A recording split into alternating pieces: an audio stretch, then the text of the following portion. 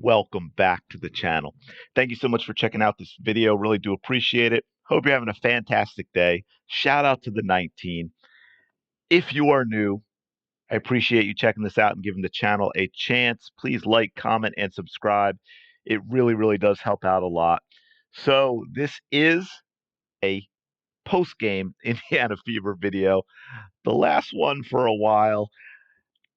Oh man, I don't even know where to begin. I don't even know where to begin on this. And I have so many tabs open of videos. I don't think I even remember what they are anymore. But before digging in, let me say this so it does not get lost in the rest of the video is the Fever played extremely hard tonight. They had heart. They were aggressive. They were relentless. They kept battling back. And unfortunately, they just couldn't overcome a lot of problems, many problems that have been there all season long. And one of the worst, most obviously corrupt, and I don't use that term lightly. I know there's just a lot of bad officiating that's just bad officiating. This was officiating that made a concerted effort to make sure the Indiana Fever did not win this game, and I absolutely stand by that. This is to the level of somebody's got to look into what's the phrase? Follow the money. Where's the money trail? Now, again, the officials of the WNBA could just be as bad as the rest of the WNBA and have so much hatred for Caitlin Clark that that's why they officiate this way. But hey, follow the money trail. Before we go into a little bit on the box score and talk about some other things, let me say this. And what I want to say with the same problems, their defense, it was not good from a team standpoint. They made some really bad mistakes defensively. It's too easy for the other teams to get good, wide open looks. A great example. And despite all the stuff against them, including what I just mentioned with the officials, what cost now, granted, the game wouldn't have been that close at the time, and I get all that. But despite all that, they were in the game with a chance to win, and they had a miscommunication, a simple miscommunication on a very easy defensive play because we weren't talking about any picks or the other team moving the ball quickly on 4 or 5 passes or motion or any of that. It was just nobody picked up Marina Mabrey in the half court offense for a 3-pointer. The one player you absolutely cannot leave wide open, and they left her wide open, and it went from a 1-point, 1-possession game to a two possession, 4-point game. It was the one thing they couldn't give up. They could give up a bucket, and they're in that game because they're only down 3. It's still 1 possession. But everything changed on that 3-pointer, unfortunately. And there were some other issues. I know, like there was a transition bucket they gave up that was terrible, to where players just like didn't even try and get back, which was not good. Their abysmal half-court offense again. They couldn't overcome the Christie Sides half-court offense. A great example of that, again, at a crucial moment in the second half. Temi Bentley has the ball. The shot clock's running out. She's in trouble. She's in no position to shoot. And the other 4 players on the court are literally standing in place watching it. And then you have a shot clock violation. And that's the type of stuff that went on all season long, where they'd run this ridiculous half-court sides offense. It gets down to 5 seconds on the shot clock. They don't have a plan. They don't have any movement. Nobody wants to shoot, and it's a mess. Which leads me to, of course, the third same problem they've had all season long, and that's trying to overcome Christie Sides and her horrific coaching. She's a bad coach. She's been a bad coach all season long, and she must get fired. And there's no reason for it not to be announced tomorrow. NaLyssa Smith. Couldn't overcome NaLyssa Smith. She played 4 minutes tonight and was minus 12. 4 minutes, minus 12. And I did catch where she had an easy rebound and she let Carrington grab it instead. She had an easy offensive rebound. She let Carrington grab the defensive rebound instead. That's impressive to be 4 minutes out there. And by the way, when I say they couldn't overcome Alyssa Smith, I don't just mean in how bad she was when she played, because she only played 4 minutes, but it goes back to the next issue that they've had all season long, which also goes back to Christy Sides and Lynn Dunn, and that is no depth. They have no depth. You've heard me, if you've been paying attention to my videos and watching more, you've heard me talk about that all season long. This team has no depth. And jump back for a step. Maybe they do. We don't know because, one, they cut Celeste Taylor.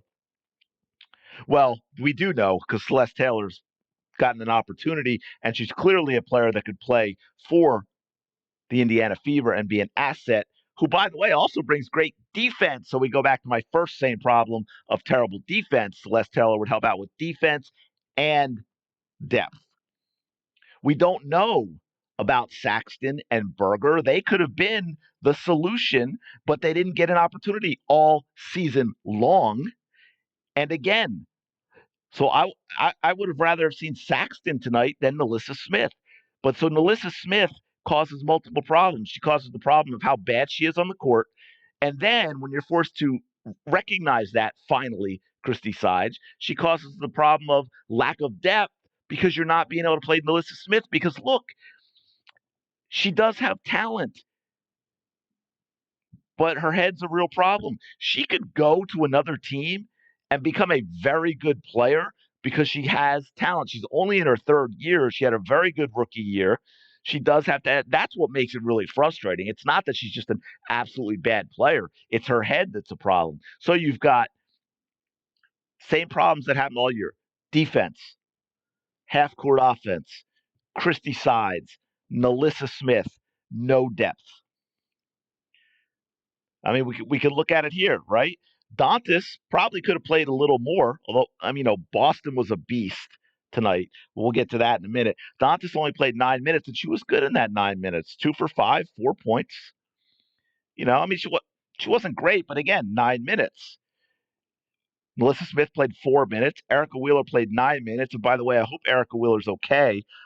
I I have a tendency to tune out announcers when I watch games, or sometimes even mute them. They didn't mute tonight, but I did, because 99% of them are terrible, and it distracts me from the game. But so I don't know. Maybe they did mention it, but I didn't hear them say and give me any update about Erica Wheeler after her. I was going to say accident, but I guess incident on the end of the half on that layup. Which, man, that would have been huge to get that bucket, by the way. And look, I'm not I'm not laying it on Erica Wheeler. I'm just saying, when you get down in the situation in the game and you're down 1 point and you look at everything else that's happened, man, that was big.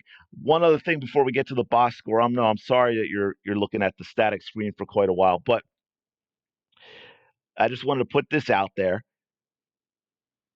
Only rookies in WNBA playoff history to have at least 20 points, 5 rebounds, and 5 assists in the same game is Caitlin Clark. And this is kind of cool because it's not just only one other player, Maya Moore in 2011. And for those of you, again, if you're listening to this, you're a Caitlin Clark fan, Indiana Fever fan, and so you know what Maya Moore meant to Caitlin Clark growing up. So that's kind of cool. She's the youngest player to ever record a 25-5 playoff game. But and also this one is not her. We're going to go to Aaliyah Boston.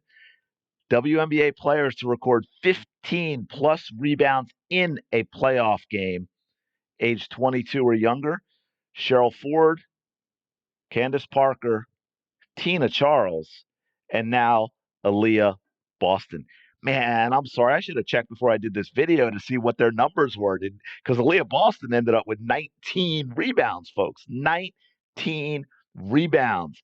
16 points, 19 rebounds, even a couple assists, couple of blocks, a steal, 7 of 12 from the field.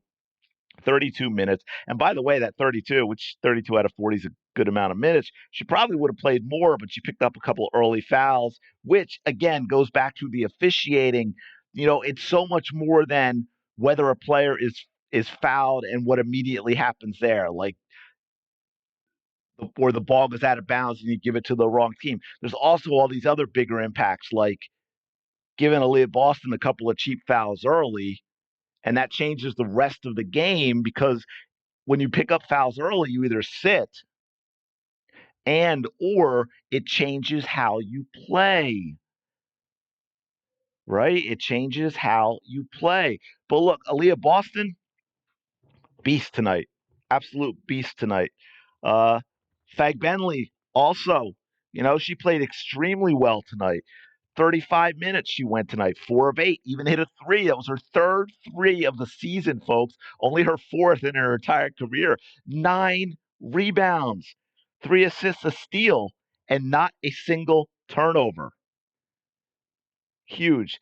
Unfortunately, Kelsey Mitchell, and relax for those of you that are about to freak out. I'm not going to be hard on Kelsey Mitchell. She just wasn't Kelsey Mitchell tonight from an offensive standpoint. It just wasn't there. She never looked comfortable. She never looked in a rhythm.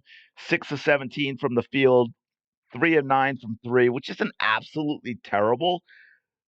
But usually, Kelsey Mitchell it's usually the other way from her. Like if she's 3 of 9 from 3, you'll see like 9 of 18 overall because she's hitting the twos and getting those layups, and she just didn't have that tonight. Just wasn't there, unfortunately. I mean, 15 points on 17 shots, not good. Not that she didn't play hard. She created opportunities. She just could not get anything to drop.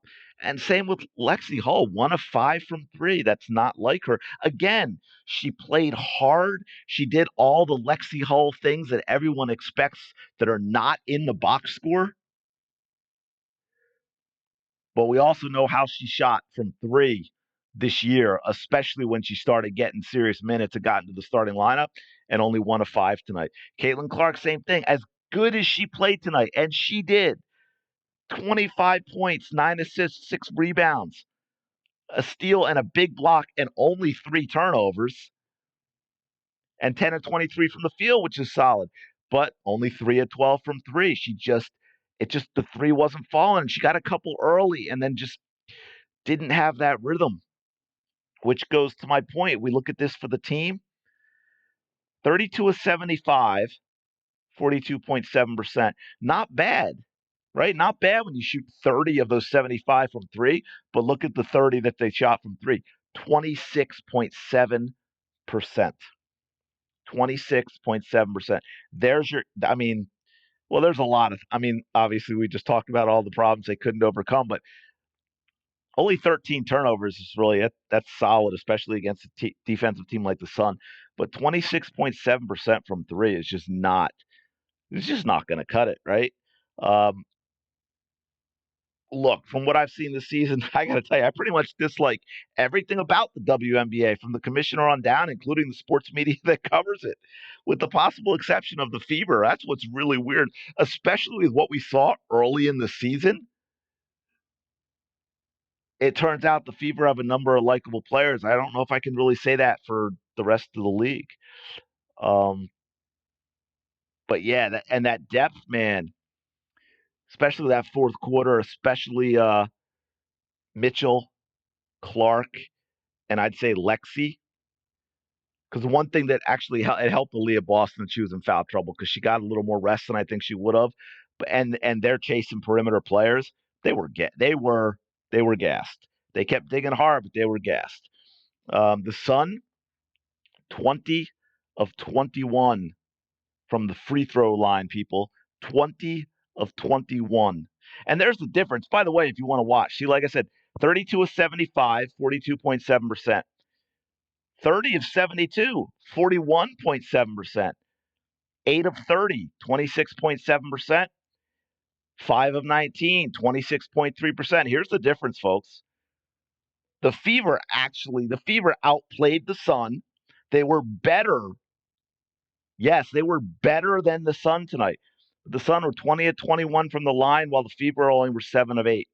And if that was a domination by the Sun, that would be one thing. But we all know that absolutely was not. That was completely on the officiating as to why there is that discrepancy. And there is why the game got lost. And there is why Indiana does not get to play in front of their home crowd.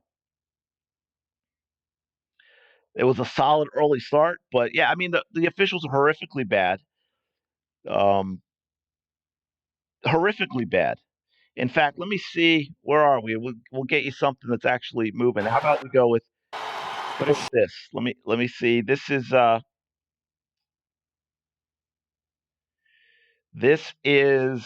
I believe. Man, I hope I should look. If you if you don't see this, you know what happened. They wouldn't allow me to show it. That's why I don't like to do full screen like this, because that makes it more likely. But this is a absolute foul that should have been called, that everyone else in the league and in the NBA gets. It would have been 3 free throws for Caitlin Clark, right? So there's 3 points right there.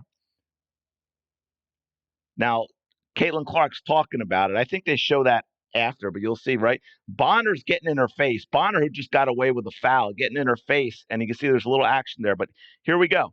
Watch Bonner on Caitlin Clark.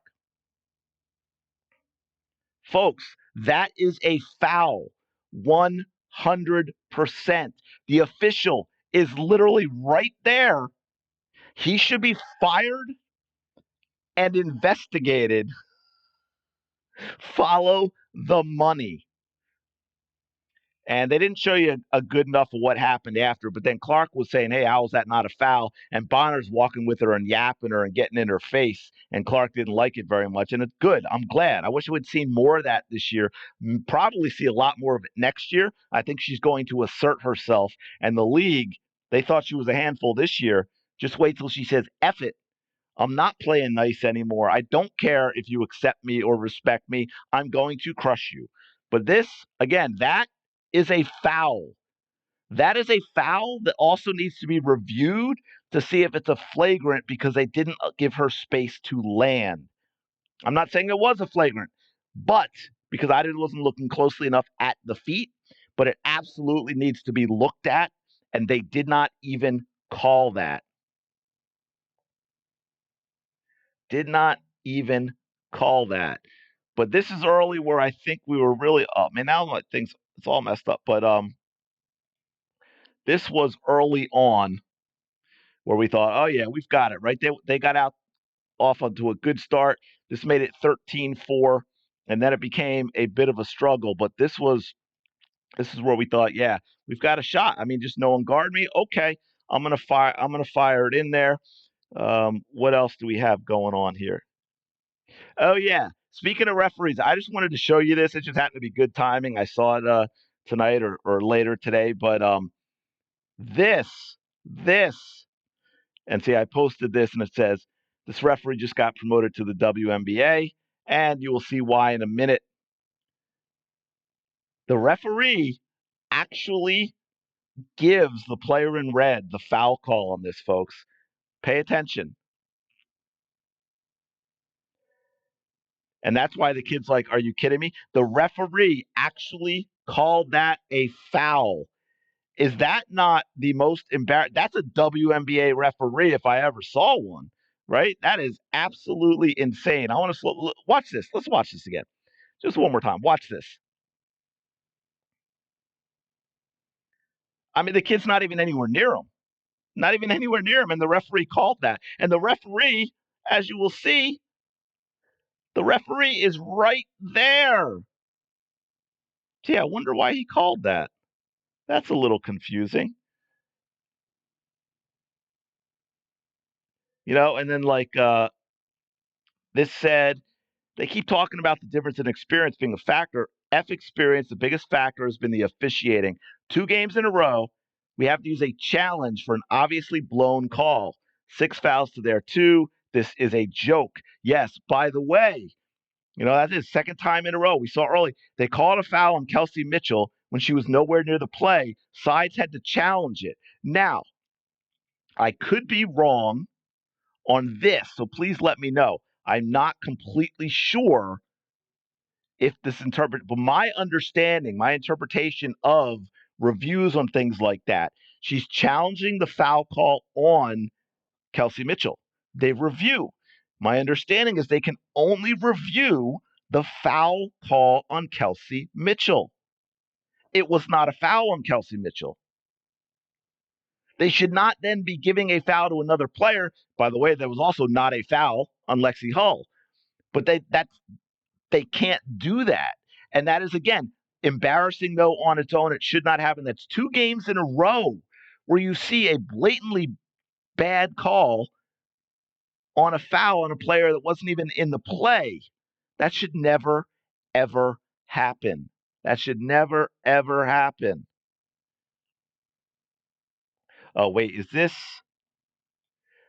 All right, I think, yeah, this is where you think, all right, they've got it. Now they're having to come back. But this, again, this goes back to when I say up tempo, it's not always about outracing the other team, but it's about getting a quick attempt in transition instead of slowing down to the half court offense and let the defense get set. If this is the play, I think it is. Yeah, it is. Now watch. I want you to pay attention to this, right? The defense is back, but the Fever have not gotten set into a boring, predictable, do nothing half court offense. Okay? She keeps it alive. And look at that. Are you kidding me with that pass? And again, that goes back to what I've been stressing, Christy freaking Sides. Boston is much better in situations like that than posting up and having her bang bodies and chucking the ball into a crowd where it usually ends up in a turnover. And that's not a knock on Boston. It's part of how they're doing the running the offense. That is where Boston is a much, much better player. That is also what I mean about a little bit of up tempo. It's not always about the fast break. Um, yeah, this was, I don't know what's been going on with this, but this was Bonner again. But whatever she said to Clark is like, nut. Look at that, like, get away from me. Are you kidding me? I don't even want to hear that nonsense. She's shaking her head, and that's been this league all year. This league, that's why I say there's nothing likable about the WNBA. Well, I shouldn't say absolutely nothing likable. Like I said, I found some of the Fever players to be very likable. Enrique down in Dallas, I found to be very likable, but for the most part, not all that likable. It's a shame, really.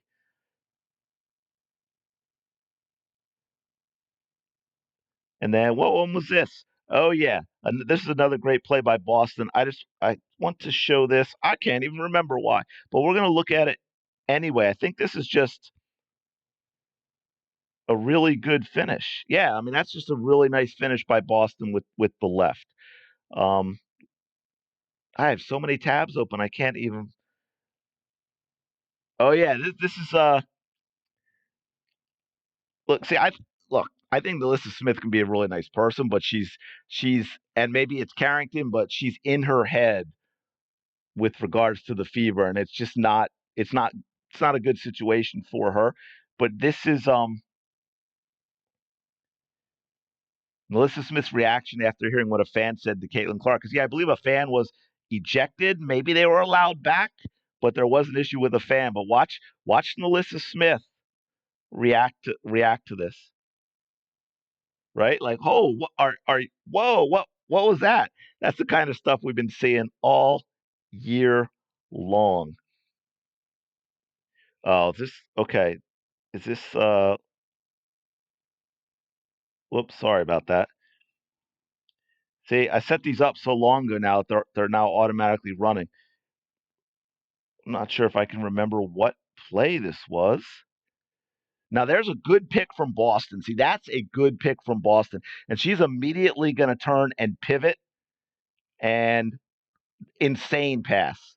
Absolutely insane pass. And again, that's the type of stuff I'm talking about even in the half court. And set it up early. That is when they are much, much more effective. Oh, I think this was yeah, sorry. I think that was the same play. Oh, no, wait, was this a different no, that was the same play. My bad. Like I said, I've got so many others. Now here, I want to get back to the officiating. Gonna get back to the officiating, folks. This was not called, okay? This was not called. I mean, probably could have called something there, but wait till we get to Mabry. Yeah, no foul call there, folks. No foul call. We are going to slow this down so you can check this out. This is absurd. Watch this. She hit her in the mouth. Hit her in the mouth. This is and look, hey, see where the referee is? Right there watching it. Same referee who didn't call the foul on Bonner on the 3-point. There's a foul already. I mean, already she's fouling her. She's going to come through, hits her in the face, comes down and smacks her in the face with a forearm. No foul called. This is, pardon me, cover your ears if you want, bullshit. There is zero excuse. This is not a professional basketball league. This is a romper room. This is a joke. This is Mean Girls. This is embarrassment. But none of them are smart enough to be embarrassed. They're so unbelievably stupid. But that's what happens when NBA money comes in every single season to keep you running. Give up the NBA money. Otherwise, I don't want to hear anything you have to say about this or that, or people need to watch, or buy Asia shoes, or any of this other crap, because no one wants your product. Your product isn't good enough. Prove me wrong. Prove me wrong. Give up the NBA money. Otherwise, I don't really want to hear any of your nonsense. Yet, we are going to show Caitlin Clark doing something Angel Reese can't do.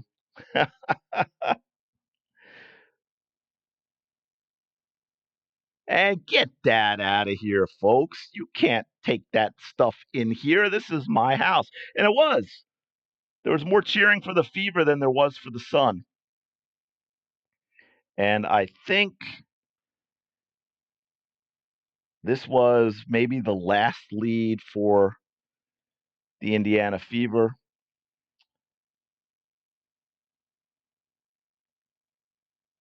And again, off of the screen, right? Off of the screen. But then she's got to create her own. She's just going to drift. She takes, if you see, sorry, I know you all get mad when I pause at times, but see right here when she keeps coming this way. Now that there are two of them, I don't know why these two are over here together like that. It makes them easy to guard.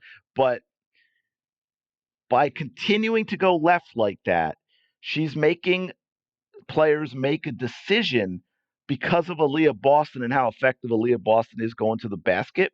So you're going to see a player get to that point like, okay, I've got to pass off and I'm going to drop. But when that happens, that gives Caitlin Clark all the space she needs to take the shot. See how the big kind of just dropped off, but the other player wasn't going to be able to close fast enough. Wasn't going to be able to close fast enough. It's a nightmare matchup. Man, I hope all these get shown. I'm too exhausted to keep re-editing this. But, in the first half, they blew that 13-4 lead. Sun went on, I think, 11-0 run. I think the run ended up being like 20-2. No adjustments at all by Christie Sides. The team looked completely out of whack, completely disjointed. The half-court offense was non-existent. Like I said, the defensive transition was terrible. Even at one point, I have to say, Caitlin Clark, right? I mean, I couldn't find it, but if you remember, because I think they showed a replay on it. It was a big layup for Connecticut that put them up 41-32. Clark just let players run right by her. And again, not her, relax, but I'm just saying it was there. They just had, it's frustrating because they played so hard. They played with so much heart, and they had to overcome the worst officiating I may have ever seen in sports. And yet, despite all that, there were even a few things that really were in their control that if they could have just done differently, they win this game. That's what makes it frustrating. That's what makes it frustrating.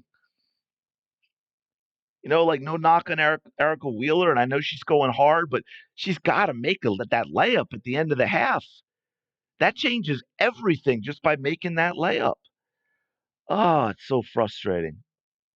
By the way, did you notice after the great start to the second half for the Indiana Fever, I think it was a 7-0 run. That was it. 7-0 run, timeout, timeout by the, I believe, ex-Fever coach. And what happened after that timeout? The Sun came out and got 4 points immediately. 4 quick points. Sides never does that, ever. Ever, ever, ever. Sides needs to be let go now. And by the way, to that point, little things. They had that play in the second half. There was an important possession. They had 2 seconds left on the shot clock, and they're taking it side out. At the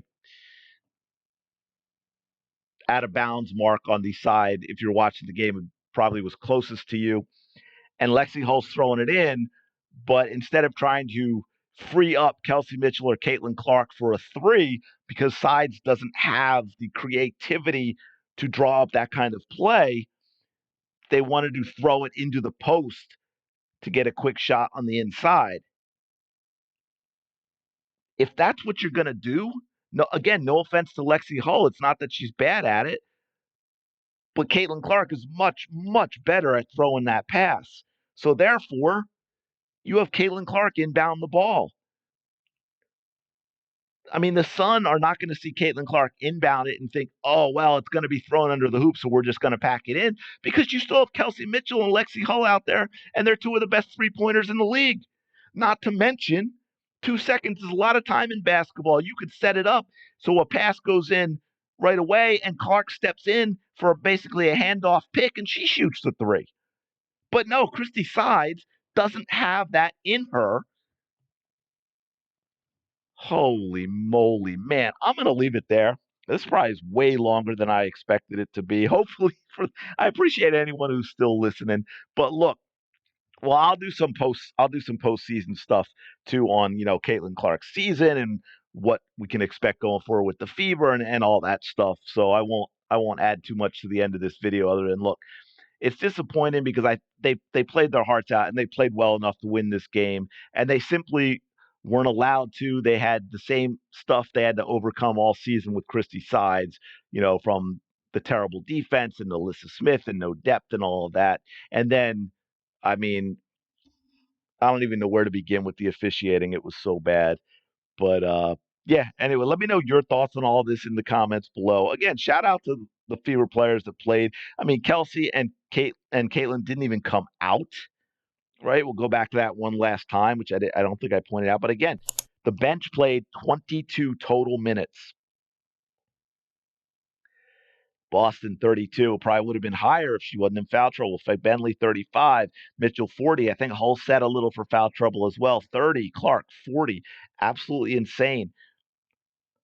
They crushed the Fever in the field, right? The Fever had a 14-point free throw edge, 20 of 20, 13 point, 20 of 21 versus 7 of 8.